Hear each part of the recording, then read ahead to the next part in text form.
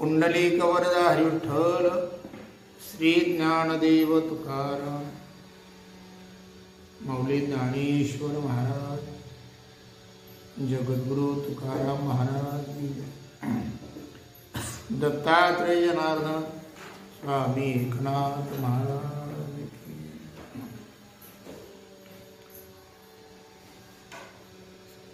हा योगक्षेमो आघवा, तयाचा मजची पडला पांडवा, जयाच्या सर्व भावा आश्रयो मी। ओम नमो ज्ञानेश्वरा, करुणा करा दयाळा, तुमचा अनुग्रह लादलो पावन झालो चराचरी। मी कळा कुसरी काहीच नेने, बोलतो वचने अति भाविका, तुमचा अनुग्रह लाधलो पावन झालो चराचरी। एका जनार्दनी तुमचा दास, त्याची आस पुरवावी, तुमचा अनुग्रह लाधलो पावन झालो चराचरी। नमो सद्गुरु तुक्या ज्ञानदीपा, नमो सद्गुरु सचितानंद रूपा, नमो सद्गुरु भक्त कल्याण मूर्ती, नमो सद्गुरु भास्करा पूर्ण कीर्ती। जयांची केल्या स्मरण, होय सकळ विद्यांचे अधिकरण, तेचे वंदो श्री चरण श्री गुरूंचे, ते नमस्कारुणी आता। ब्रह्मानंदं परमसुखदं केवलं ज्ञानमूर्तिं, द्वन्द्वातीतं गगनसदृशं तत्त्वमस्यादिलक्ष्यम्। एकं नित्यं विमलमचलं सर्वदि साक्षिभूतं, भावातीतं त्रिगुणरहितं सद्गुरुं तन्नमामि।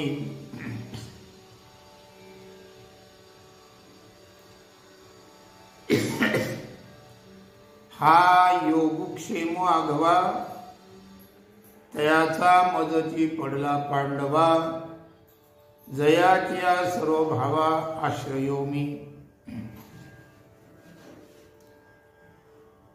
आज श्री हरी दिनीच्या निमित्तानं एक सेवा आणि या ठिकाणी माझ्याकडे आलेली आहे।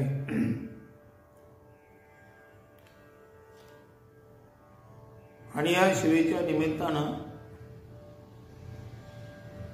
ज्ञानेश्वरीचा 9वा अध्याय, या 9व्या अध्यायातल्या 22व्या श्लोकावर अनन्या चिंतेतो मां ये जना पर्युपासते, तेषा नित्याभियुक्तानां योगक्षेमो वहाम्यहम्।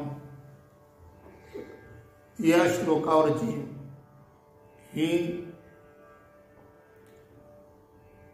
ओवी आहे, ओवी क्रमांक 343।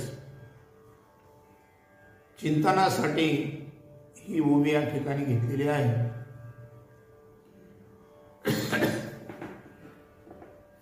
सध्या हा कोरोनाचा संक्रमणाचा काळ आहे। या संक्रमणाच्या काळामध्ये बहुतांशी घराच्या बाहेर पडणं, स्वच्छंदपणे समाजामध्ये मिसळणं, आपल्या मनाप्रमाणे समाजामध्ये मिसळणं म्हणजे एक प्रकारचं घातक अशा प्रकारचं, आणि हा प्रकार सध्या होऊ राहिला। विशेषत्व करून खेड्यातील माणसं, खेड्यातील समाज हा हे जे दुखणं आहे, साधं तापाचं थंडीचं काही दिवस आपल्या अंगावर काढतो, आणि आपल्या अंगावर काढल्याच्या नंतर जेव्हा जास्त होतं तेव्हा त्याला दवाखान्यात यावं असं वाटतं। त्यावेळेस बराच काळ निघून गेलेला असतो, त्या बऱ्याच काळ निघून गेलेला असल्यामुळं जिथं 10,000 5,000 रुपयात काम व्हायचं तिथं 50,000 रुपये 1,00,000 रुपयापर्यंत खर्च लागतो. अशा या संक्रमणाच्या काळामध्ये आपण घर न सोडलेलं बरं. घरी राहून आणि श्रीहरीचं चिंतन, संत वाङ्मयाचं चिंतन करत राहावं. त्यामध्येच अशा प्रकारचं जीवाचं कल्याण आहे. 9व्या अध्यायातली 343 क्रमांकाची ओवी आहे. मौलिक ज्ञानोबा आहे. हा जो 22वा श्लोक आहे, या श्लोकामध्ये वर्णन करत असताना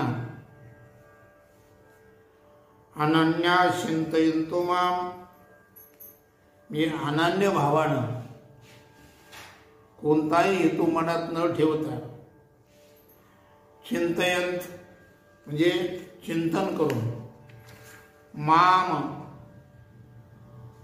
म्हणजे माझ्यावर, ये जना म्हणजे जो लोक पर्युपासते योग्य प्रकारची उपासना करतात, भक्ती करतात, तेषाम म्हणजे त्या नित्य नेहमी अभियुक्तानाम जे भक्तीमध्ये दृढ झालेले, योग अप्राप्तस्य प्राप्तिरूप योग म्हणजे आवश्यकता किंवा गरजा, क्षेम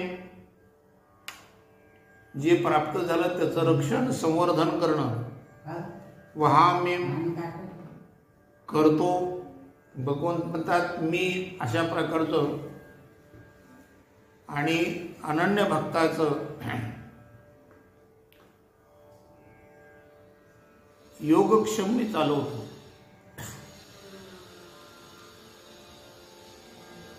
या ओवीमध्ये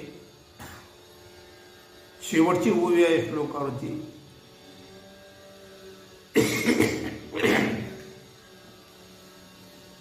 मौलिक ज्ञानोबा वर्णन करतात, हा योगक्षेमो आघवा, हा सर्वनाम वाचक अशा प्रकारचा शब्द आहे. हा सर्वनाम हे नामाबद्दल अशा प्रकारचं वापरलं जातं, नामाच्या ऐवजी वापरलं जातं. महायोगक्षेमो हा म्हणजे कोणता, तर त्याचं वर्णन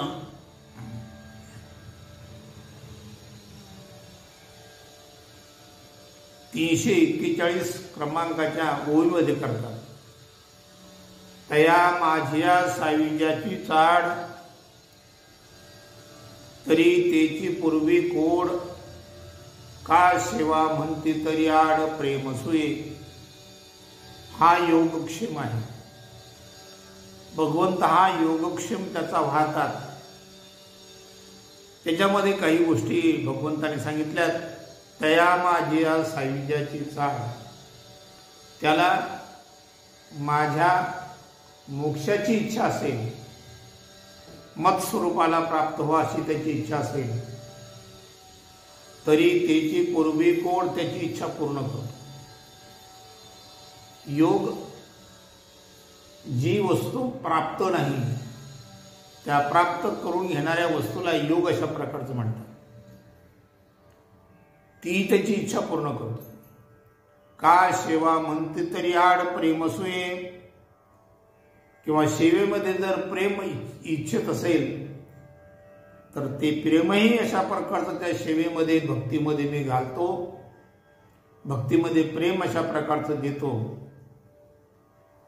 अशा प्रकारचा हा योग आणि क्षेम भगवंत त्या अनन्य भक्ताचा वाहतात. आता याच्यात महत्वाचा भाग असा आहे की हा जो योगक्षेम आहे हा अतिशय अशा प्रकारचा अवघड भाग आहे. परंतु भगवंत म्हणतात मी त्याचा इच्छा पूर्ण करतो. कोणाची करतो, याचा अधिकारी कोण आहे, तरी अधिकार त्याचं वर्णन करत असताना अनन्या चिंतयन्तो माम, जो अनन्य होऊन माझी उपासना करतो, माझी भक्ती करतो. अनन्य शब्दाचा अर्थ अन्याची व्यावृत्ती करून एकाशी एकनिष्ठ राहणे. अशा अनन्य भक्ताचा त्याचं वर्णन करत असताना माऊली ज्ञानोबरायाने पहिल्या 2-3 ओळी त्यासाठी खर्च केल्या. पै सर्व भाविसे उखिते, जे ओपले मज चित्ते, ज्याने सर्व भावाने आपलं चित्त मला अर्पण केलं. सर्व भाव शब्दाचा अर्थ त्याच्यामध्ये मन आलं, बुद्धी आली, चित्त आलं, अहंकार आला. या सर्व भावानं संपूर्ण एकंदर सर्व चित्त मला अर्पण केलं. ज्याप्रमाणे जैसा गर्भगोळ उद्धमाते कोणाही नेने, ज्याप्रमाणे आईच्या पोटामध्ये असताना गर्भ हा आईशी एकरूप असतो, अनन्य असतो. त्याच्यासाठी आपल्या वृद्धीसाठी, संगोपनासाठी तो इतर काही करायचं जाणत नाही. आईशी एकरूप अशा प्रकारचा असतो. त्याप्रमाणे भगवंत म्हणतात, तैसा मी वाचूनी काही अनिक गोमठेची नाही. ज्या भक्ताचा असा निश्चय झाला की एक परमात्माच सत्य आहे, एक परमात्माच प्राप्तव्य आहे, एक परमात्माच आणि जीवाचं कल्याण अशा प्रकारचं करणार आहे, किंवा एक परमात्माच हा जीवाचं स्वरूप आहे आणि गोमटेची नाही. एक परमात्मा तत्व सोडलं, एक परमात्मा सोडला तर त्याच्या परमात्म्याच्या व्यतिरिक्त या जगतामध्ये गोमट अर्थात अविनाशी सच्चित आणि आनंद स्वरूप दुसरं तत्व नाही. आणि आपलं जीवन हे संपूर्ण भगवंताच्या चरणी समर्पित करतो. आपलं जीवन म्हणजे भगवंताला समर्पित केलेलं जीवन. ज्याने आपलं संपूर्ण जीवित आपल्या स्वतःच्या जीविताचं नावच ज्याने अशा प्रकारचं परमात्म स्वरूपाला आणि प्राप्त करणं हेच ठेवलेलं असतं. ऐसे अनन्य गतिके चित्ते, याप्रमाणे एकनिष्ठ झालेलं ज्याचं चित्त आहे. उपासिती माते, आणि असं एकनिष्ठ चित्त होऊन त्या चित्तानं माझं चिंतन करत असताना जे उपासिती तया ते मीच शिवे, जी माझी उपासना करतात त्याच प्रमाणे अनन्य होऊन मी त्यांची उपासना करतो, त्यांची सेवा करतो. अनन्य भक्तीमध्ये हे अनन्य भक्तीचं अनन्य साधारण महत्व आहे. आपण भक्ती करतो, भक्ती करत नाही असं नाही, परंतु आपल्या भक्तीमध्ये अनन्यता जी असते, एकरूपता जी असते, भगवंताशी तादात्म्याला प्राप्त होणं, भगवंताशी एकरूपतेला प्राप्त होणं, भगवत स्वरूपाला प्राप्त होऊन भगवंताची भक्ती करणं, ही अनन्यता असते. आणि अनन्यता आपल्या जीवनामध्ये, सर्वसामान्य साधकाच्या जीवनामध्ये सापडणं अशक्यपर अशा प्रकारची गोष्ट आहे. अज्ञानाची भक्ती ही वेगळी असते. जगद्गुरु तुकोबारा वर्णन करत असताना असं म्हणतात, अज्ञानाची भक्ती इच्छिती संपत्ती, तयाचे चित्ती बोधकायचा. अज्ञानाच्या भक्तीमध्ये भक्ती करतो, पण त्या भक्तीमध्ये काहीतरी प्राप्तव्य आपल्याला प्राप्त व्हावं ही इच्छा असते. इच्छिती संपत्ती, घरी धनधान्य प्राप्त व्हावं, मानसन्मान मिळावा, आलेली संकट आपल्यावरची दूर व्हावी, अशा प्रकारची त्याची इच्छा असते. 13व्या अध्यायामध्ये माऊली ज्ञानोबरायाने अज्ञानाच्या भक्तीचं फार सुंदर वर्णन केलं. माझी मूर्ती निपजवे ते घराचे, कोणी बैसवी आपण देवो देवी यात्रा जाय. नित्याराधन माझे काजी कुळदैवता भजे, परो विशेषे केजे पूजाना. चौथं मोठं की पाय आणि गणेशाचा जे होय, म्हणजे वेगळ्या वेगळ्या रूपामध्ये वेगळ्या वेगळ्या देवतेची भक्ती करणं. भगवंताची मूर्ती, भगवंताचं अधिष्ठान घरामध्ये मांडायचं आणि आपण इतर देवदेवता करत बसायचं. आपली सर्वसामान्य लोकांची भक्ती अशी असते की वार बदलला की त्यांचा देव बदलतो. जेवढे वार आहेत तेवढे त्यांचे तशा प्रकारचे आणि देव आहे. भक्ती सुरू आहे, पण या भक्तीमध्ये अनन्यता नाही, एकरूपता नाही, अव्यभिचारी भाव नाही, सगळा व्यभिचारी अशा प्रकारचा भाव आहे. ज्याप्रमाणे कुलबट कुळवाडी आण देव मांडे, वेगळे वेगळे देव मांडतो. कधी म्हसोबा मांडतो, तर कधी भैरवबा मांडतो, तर कधी अशा प्रकारचं वेगळे वेगळे देव मांडत त्याची उपासना करतो. ही जी भक्ती आहे या भक्तीमध्ये व्यभिचार घडतो. अंतःकरणाला आलंबन एक राहत नाही.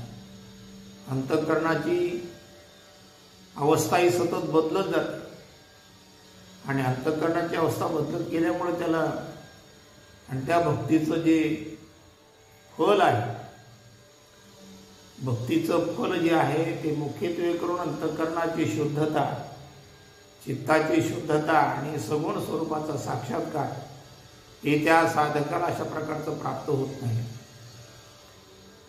अनन्य होऊन अन्य सर्व विषयाचा आश्रयाचा त्याग करून एका भगवंताला शरण जाणं ही अनन्यता आहे. आणि ही अनन्यता प्राप्त झाल्याच्या नंतर भगवंत म्हणतात, ज्याप्रमाणे तो माझ्याशी एकरूप होतो, अनन्य होतो, त्याप्रमाणे मीही तितकीच अनन्य रूपतेनं त्याची सेवा करतो, त्याची भक्ती करतो, त्याचा दास होतो. हे अनन्य भक्तीचं अशा प्रकारचं फल आहे. आणि मौली ज्ञानोबा पुढे वर्णन करतात की असे अनन्य झालेले भक्त, एकरूप झालेले भक्त, भगवत स्वरूपाला प्राप्त होऊन भगवंताची भक्ती करणार, अर्थात ही ज्ञानोत्तर भक्ती आहे. ज्ञानोत्तर भक्तीमध्ये भगवंताचं यथार्थ अशा प्रकारचं ज्ञान प्राप्त करून घेऊन पुन्हा भगवंताची भक्ती करणं. भगवंत म्हणतात, ते एकवटुनी जे क्षणी अनुसरले गा माझे वाणी, तेव्हाचे तयाचे चिंतवणी मजची पडली. ते एकवटून एकरूप होऊन माझ्या मार्गावर आरूढ झाले. अनुसरले गा माझी वाणी, माझ्या मार्गावर माझ्या भक्तीवर आरूढ झाले. ज्या क्षणाला अनन्य होऊन एकरूप होऊन एक परमात्माच सेव्य आहे हा भाव मनात ठेवून त्या परमात्म्याला प्राप्त करून परत भगवंताची भक्ती करणारे अनन्य भक्त, ते भक्त जेव्हा भक्तीला लागतात, भगवंत म्हणतात, तेव्हाच त्यांची चिंता मला पडलेली असते. मग ते जे काही करतात ते सगळं त्यांच्या मनातली सगळी इच्छा मी पूर्ण करतो. त्यांच्या मनात जो जो भाव तयार होईल तो भाव अशा प्रकारचा मी पूर्ण करतो. ज्याप्रमाणे एखादा पंख न फुटलेला पक्षी असतो, त्या पंख न फुटलेल्या पक्ष्याच्या पिलाप्रमाणे ती पक्षिणी ज्याप्रमाणे त्याचं सर्वस्व अशा प्रकारचं आणि वाहते, किंवा लहान मुलगा असतो, आपली तहान भूक नेणे तहानया निकेते माऊलीशीच करणे तैसे अनुसरले मज प्राणी, तयाचे सर्व मी करी. भगवंत म्हणतात त्याचं सर्व मी करतो. असं एकरूप झालेले भगवंताशी तादात्म्याला एकरूपतेला प्राप्त झालेल्या भक्तांची सर्व कामं मी करतो, तयाचे सर्व मी करी. कोणाकोणाचे काय काय काम परमात्मा करतो. जगद्गुरु तुकोबरांचं एक अभंग आपण सकाळच्या वेळेस म्हणतो, उच नीच काही नेने भगवंत, तिष्ठे भाव भक्ती देखोनिया, दासीपुत्र कन्या विदुराच्या भक्षी, दैत्या घरी लक्षी प्रल्हादासी, चर्मरंगू लागे रोहिदासा संगे, कबीराचे मागे शिले मिनी, सजना कसाया विको लागे मास, माळ्या सावत्यास कृपू लागे, नरहरी सोनारा गोडू कुंकू लागे, चोख्या मेळ्या संगे ढोरे उडी, नामयाची जनी सवेवेची शेनी, धर्मा घरी पाणी वाहे दाडी, अर्जुनाचे रथी होय हा सारथी, बक्षी पोहे प्रीती सुधाम्याचे, गवळीयाचे घरी अंगी गाये ओळे, द्वारपाळ बळी द्वारी झाला. असा 13 चरणाचा अभंग आहे. या अभंगामध्ये जगद्गुरु तुकोबराय अनन्य भक्तांचं भगवंत सर्वस्वी करतो. तयाचे सर्व मी करी, सर्व मी अशा प्रकारचं करतो. त्याचं कोणतंही काम करण्यासाठी मी लाज धरत नाही. हो, अर्जुनाची घोडी धुतली अनंते, संकटे बहुते निवारिली. हो, प्रसंगी सुखवऱ्यांच्या बायकोचं बाळांपणही परमात्मा करतो. नाना तऱ्हेचं जे करू नये परमात्मा असा अनन्य भक्ताचं सर्वस्वी करतो. आणि म्हणून हा जो शब्द वापरलेला आहे माऊली ज्ञानोबराया की त्या माझ्या साईजाची चाड, अशा अनन्य भक्ताला जर आपल्याला मोक्ष प्राप्त व्हावा असं वाटत असेल, कारण मोक्ष प्राप्त होणं इतकं सहजासहजी नसतं बरं का. मोक्ष प्राप्त करून घेण्यासाठी अनंत जन्मामध्ये भगवंताची अनन्य होऊन भक्ती करून त्या भक्तीच्या माध्यमातून भगवत कृपा प्राप्त करून घ्यावी लागते. भगवत कृपेनं संतांची संगती मिळते. पुण्य फळले बहुता दिसा, भाग्य उदयाचा टसा, झालो सन्मुख तो कैसा, संत चरण पावलो. भगवंताच्या कृपेनं संत भेटतात. संत भेटतात. बहु अवघड आहे संत भेटी, परी जग जेठी करुणा केली. भगवंताच्या अनन्य भक्तीच्या माध्यमातून अनन्य भक्तीच्या द्वारा संतांची संगती मिळते. आणि संतांच्या संगतीमध्ये बसल्याच्या नंतर तत्वमसी महावाक्याचा उपदेश किंवा श्रीगुरूंच्या संगतीमध्ये बसल्यानंतर तत्वमसी महावाक्याचा उपदेश प्राप्त झाल्याच्या नंतर आणि तत्स्वरूपाला अर्थात परमात्मा स्वरूपाला प्राप्त हो आणि होता येत. म्हणजे सायुज्यता जी आहे मुक्तीचे एकूण 4 प्रकार शास्त्रामध्ये सांगतात. सलोकता, समीपता, स्वरूपता आणि सायुज्यता. पहिल्या 3 मुक्त्या ज्या आहेत ते लोकलोकांतराला प्राप्त करून देणारे मुक्त आहेत. परंतु सायुज्यता मुक्ती ही मात्र त्या सायुज्यता मुक्तीचं वर्णन करत असताना माऊली वर्णन करतात. माझे पैलपण जाय भक्त हे ऐलपण ठाय, अनादि ऐक्य आहे तेची निवडे, या ब्रह्मत्वाशीच पार्था, सायुज्याशी व्यवस्था, या नाम चौथा पुरुषार्थ का. देवाचा देवपणा जातो, भक्ताचा भक्तपणा जातो, दोघेही एकरूप होतात. देव भक्त दोन्ही एकरूप झाले, मुळीचे संचले जैसे तैसे. देव आणि परमात्मा एकरूप होतात.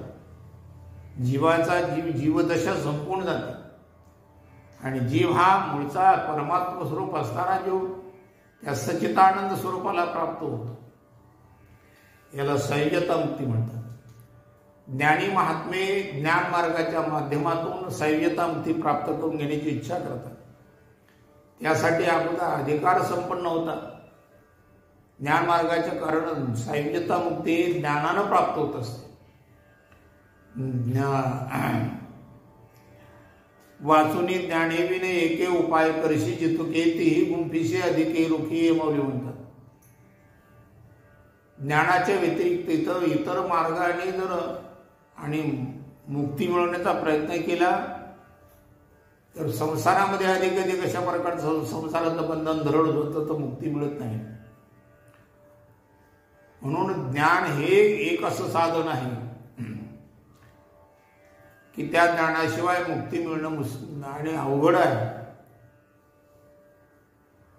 ज्ञान मार्गाचे साधक अगोदर अधिकार संपन्न होता. तो अधिकार प्राप्त करून घेण्यासाठी त्यांना साधन चतुष्टय संपन्न अवस्था प्राप्त करून घ्यावी लागते. त्यामध्ये विवेक आहे, वैराग्य आहे, समाधी षटक आहे, मुमुक्षत्व आहे.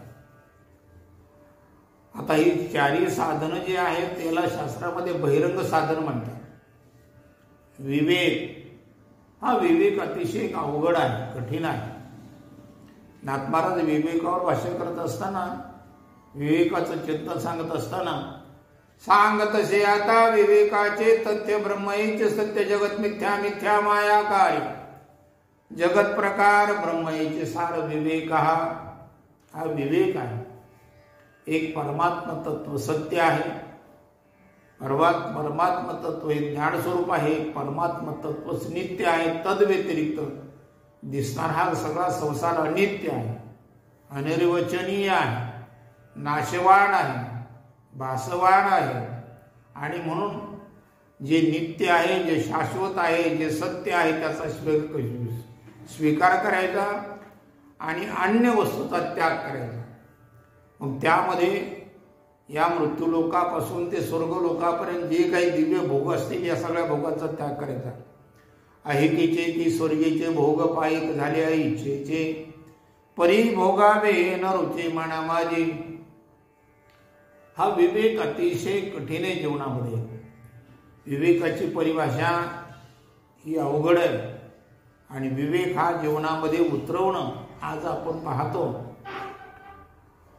अनेक संत महात्मे आज आपल्याला या भूतलावर दिसतात. अनेक तत्वज्ञ दिसतात.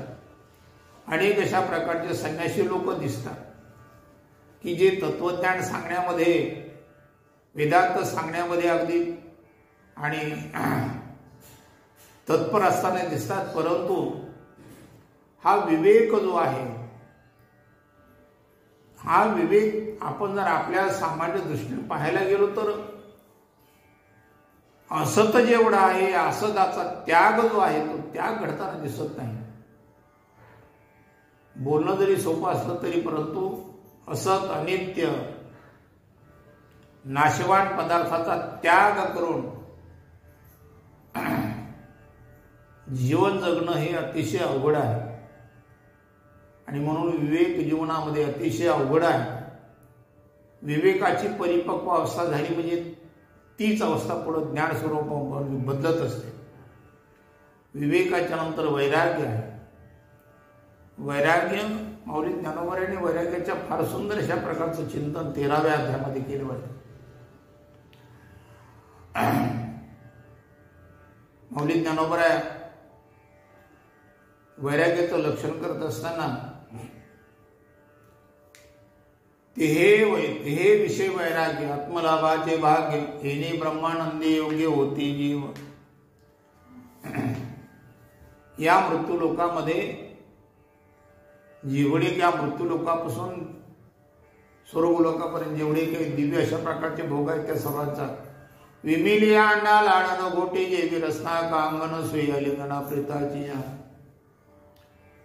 इतके तुच्छ अशा प्रकारचे ते भोग वाटले पाहिजे. ती वैराग्य आहे. एका बाजूला ज्ञानाचा प्रचार दिसतो, एका बाजूला ज्ञानाचा आणि ओघ दिसतो, परंतु पाठीमागं जर वैराग्य पाहिलं तर त्या वैराग्याचा बऱ्याच ठिकाणी अभाव जाणवतो. नव्हे वैराग्य सोपारे. वैराग्य सोपं नाही, बोलणं सोपं आहे. वैराग्य हे जीवनामध्ये बाणायला अति अवघड आहे. असे वैराग्य संपन्न महात्मे जगामध्ये नाहीत असं नाही, आहे. परंतु या वैराग्ययुक्त महात्म्याचं दर्शन सर्वसामान्य जीवाला दुर्लभ आहे. जगद्गुरु तुकोबारायांकडे जर आपण पाहिलं तर वैराग्याचं मूर्तिमंत उदाहरण आपल्याला जगद्गुरु तुकोबारायांच्या जीवनामध्ये पाहायला मिळेल. इतकं खडतर वैराग्य छत्रपती शिवरायांनी पाठवलेला नगरानं महाराजांनी स्वीकारला नाही. त्या आलेल्या सगळ्या शिपायांना सांगितलं की उचलून घेऊन जा, हे असं विष आहे, या विषानं तो घेणार तर मरतोच, पण ते देणाऱ्यालाही त्याचा अशा प्रकारचा बाध होतो. म्हणून तुकोबारायांसारखं वैराग्य ज्याच्या ठिकाणी आहे असे वैराग्यवान महात्मे त्यांचं दर्शन दुर्लभ असतं. तिसरं जे साधन आहे विवेक वैराग्य समाधी षट, त्यामध्ये शम आहे, दम आहे, तितिक्षा आहे, उपरम आहे, शांती आहे, समाधान आहे. हे समाधी षटक यामध्ये शम दम मनोनिग्रह, इंद्रिय निग्रह, तितिक्षा, तितिक्षा म्हणजे सहनशीलता, श्रद्धा, समाधान, आणि त्यानंतर तीव्र आपल्या उद्धाराची तळमळ. काही मी उद्धार पावेन, काही कृपा करील नारायण, ऐसे तुम्ही सांगा संत जन, करा समाधान चित्त माझे. आत्यंतिक उद्धाराची तळमळ जी आहे याला मोक्षत्व म्हणतात. आणि हे मुमुक्षुत्व या साधन चतुष्टय संपन्न होऊन मुमुक्षुत्व प्राप्त करून नंतर श्रीगुरूंच्या सानिध्यामध्ये जावं लागतं. तिथं श्रवण करायचं, जे श्रवण झालं त्याचं मनन करायचं, श्रवण झालं मनन झालं, जे मनन झालं त्याचं निधिध्यासन करायचं, आणि निधिध्यासन झाल्याच्या नंतर मग मी कोण आहे, कोहम, मी कोण आहे, हू ॲम आय, मी कोण आहे, त्याचं चिंतन करायचं. आणि मग श्रीगुरूंच्या संतांच्या सानिध्यामध्ये बसल्याच्या नंतर मग मोक्ष प्राप्त होईलच असं नाही, इथपर्यंत आला, परंतु मोक्ष प्राप्त होईलच याने ज्ञानाचं श्रवण झालं, साधन चतुष्टय संपन्न अवस्था प्राप्त झाली, अंतरंग श्रवण मनन निधिध्यासन तत्व पदार्थ शोधन हे झालं, परंतु त्याने मोक्ष प्राप्त होईल, सैव्यता प्राप्त होईल असं मात्र नाही.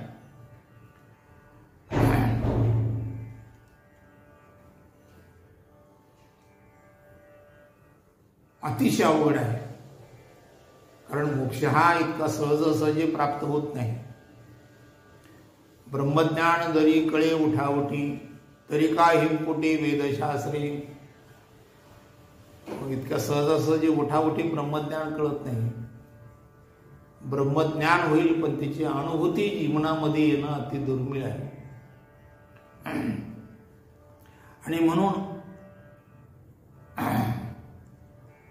भगवंत म्हणतात की जो मला अनन्य भावानं शरण आला, अनन्य भावानं ज्यांनी माझी उपासना केली, माझी भक्ती केली, निष्काम भावानं माझी उपासना करणाऱ्याला, त्या माझ्या साईविजाची चाड, त्याला जर माझ्या मोक्षाची इच्छा असेल, मोक्ष म्हणजे परमात्म स्वरूपाशी तादात्म्य एकरूपता होणं, जे जे दृष्टी दिशे ते ते हरिरूप, पूजा ध्यान त्या जप त्याशी नाही, जनिवनी अवघा देव, वासनेचा पुसावा ठाव, मग ओळगा तो वासुदेव, ऐसा मनी वसुद्या भावगा, जनिवनी अवघा देव.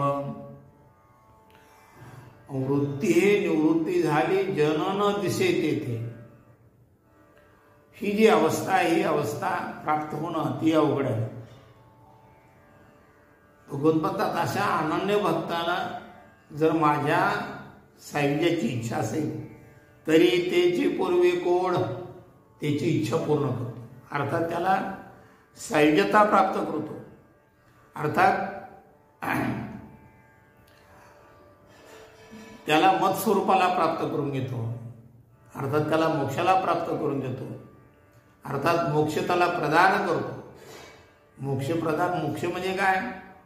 आत्यंतिक दुःख निवृत्तीपूर्वक परमानंदाची प्राप्ती, अखंड आनंद स्वरूपाला त्याला प्राप्त करू. जगद्गुरु तुकोबार म्हणतात की जगद्गुरु तुकोबारांच्या जीवनामध्ये कितीतरी प्रतिकूल परिस्थिती आहे, परंतु आनंदाचे लोही आनंद तरंग, आनंदाची अंग आनंदाची, तुका म्हणे खातो आनंदाचे लाडू, आनंदाचे लोही आनंद तरंग, सर्व सुख ल्यालो सर्व अलंकार, आनंदे निर्भय डुलतसो. प्रतिकूल परिस्थिती असताना सुद्धा भगवंताच्या कृपेनं श्रीगुरूंचं सानिध्य प्राप्त झालं आणि दृढ अपरोक्षता ज्याला म्हणतात, जिकडं तिकडं परमात्म दृष्टी प्राप्त होणं, ही सायुज्यता मुक्ती, दुःखाचा आत्यंतिक नाश, कारणासहित कार्याचा नाश आणि आनंदाची प्राप्ती, ही सायुज्य मुक्तीचं स्वरूप भगवंत म्हणतात. तरी त्याची पूर्वी कोण त्याची इच्छा पूर्ण करतो. पण हे त्याला सायुज्यता करणं, संत कधी कधी सायुज्यता धिक्कार करतात, नको म्हणतात. तुझ्या भक्तीमध्ये आम्हाला जे प्रेम वाटतं, जो आनंद वाटतो तो सायुज्यामध्ये, सायुज्यामध्ये का नुसता आनंद उपभोग आहे, परंतु तो भक्तीचं प्रेम जे आहे, का सेवा म्हणती तरी आड प्रेम असो, हे त्याची इच्छा असेल की भगवंताच्या सेवेमध्ये आपल्याला प्रेम मिळावं, कारण भगवंत सायुज्यता देईल, पण प्रेम देण्याच्या बाबतीमध्ये सगळ्यात एक नंबरचा कंजूस जर कोण असेल तर परमात्मा आहे. सगळ्या बाबतीमध्ये उदार आहे, देव उदार, देव उदार, थोड्यासाठी फार देव जाणे, थोडं घेतो आणि भरपूर देऊ टाक, एवढा उदार. पण प्रेम देण्याच्या बाबतीत मात्र त्याच्या इतका कंजूस कोणी नाही जगात. थोर प्रेमाचा भुकेला हाची दुष्काळ तयाला, थोर प्रेमाचा भुकेला. परमात्मा प्रेमाचा भुकेलेला आहे. आपण काय देतो? देवाला जे पाहिजे ते देत नाही. देव प्रेमाचा भुकेलेला आहे आणि जीवाकडून प्रेमाची इच्छा आहे. प्रेमाच्या बदल्यात जीव काही द्यायला तयार, पण प्रेम देत नाही. आणि तेवढ्याच बाबतीमध्ये परमात्मा तेवढाच कंजूस आहे, तो प्रेम देत नाही. अतिशय चिकट आहे. मोक्ष लागतो का? घेऊन जा. रिद्धी सिद्धी घेऊन जा. काय लागत असेल ते घेऊन जा, पण प्रेम मात्र मागू नका. प्रेम देवाचे हे देणे. हो, प्रेम ही देवाची देणगी आहे. संसारामध्ये प्रेम मिळत नाही, कारण संसारामध्ये प्रेम नावाची वस्तू नाही.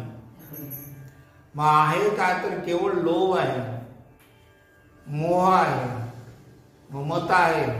निरपेक्ष प्रेम संसारामध्ये कुठंच नाही. निरपेक्ष प्रेम संसारामध्ये कुठेही मिळत नाही. आई जरी मुलावर प्रेम करत असले तरी ते त्या प्रेमामध्ये आईचाही थोडा स्वार्थ असतो. पती पत्नीचं जे प्रेम आहे, प्रेम काही निरपेक्ष प्रेम नसतं. त्या प्रेमामध्ये सुद्धा आणि काहीतरी एकमेकाकडून प्राप्त करून घेण्याची इच्छा असते. म्हणून निरपेक्ष प्रेम जे आहे, निरपेक्ष प्रेम फक्त परमात्मा देऊ शकतो. म्हणून साधू संतांनी भगवंताकडे प्रेमाची इच्छा केली. प्रेम सुख दे, प्रेम सुख दे, प्रेम सुख दे, प्रेम सुख दे. प्रेमे विन नाही समाधान, प्रेम सुख दे, प्रेम सुख दे. भगवंताकडं संत महात्मे ना काही मोक्ष मागत, ना रिद्धी मागत, ना सिद्धी मागत, ना काही मागत, प्रेमाची मागणी करतात. प्रेम सुख दे, प्रेम सुख दे. प्रेम कसं असतं त्या प्रेमाची व्याख्या जे गदगुरु तुकोबरा करतात.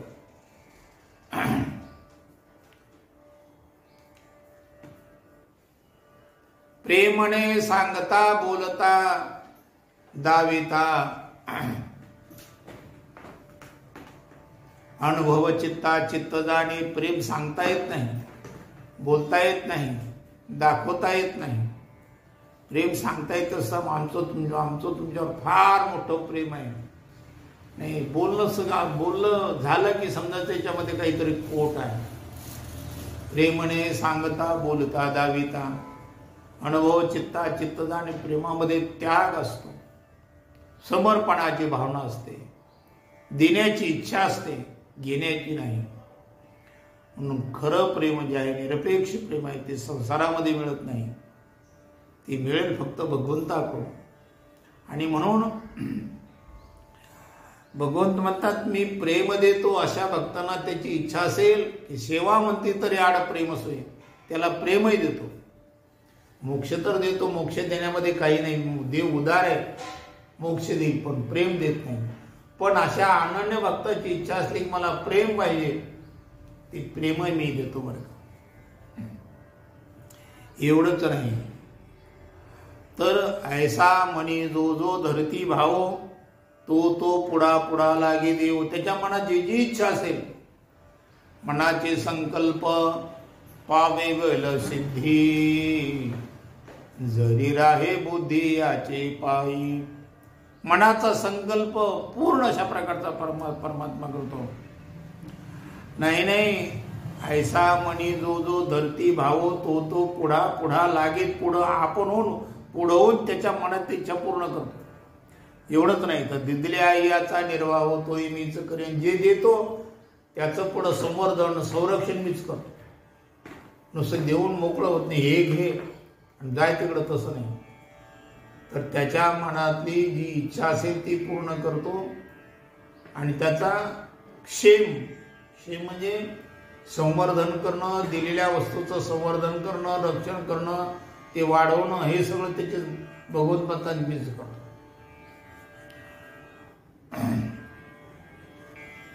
आणि दिदल्या याचा निर्वाह हो तोही मीच करीन, तोही मीच करतो. असा परमात्मा अनन्य भक्तासाठी उदार आहे.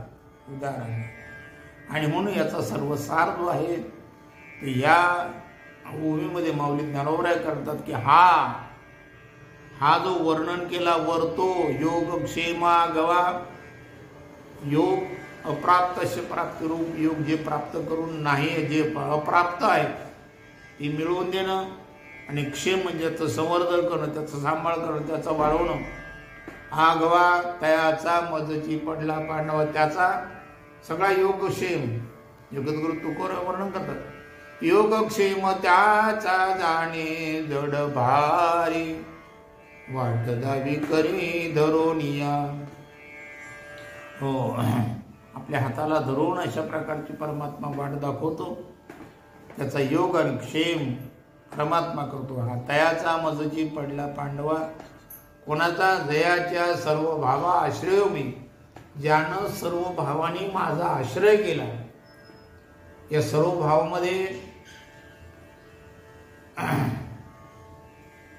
भावामध्ये चार गोष्टी बसतात.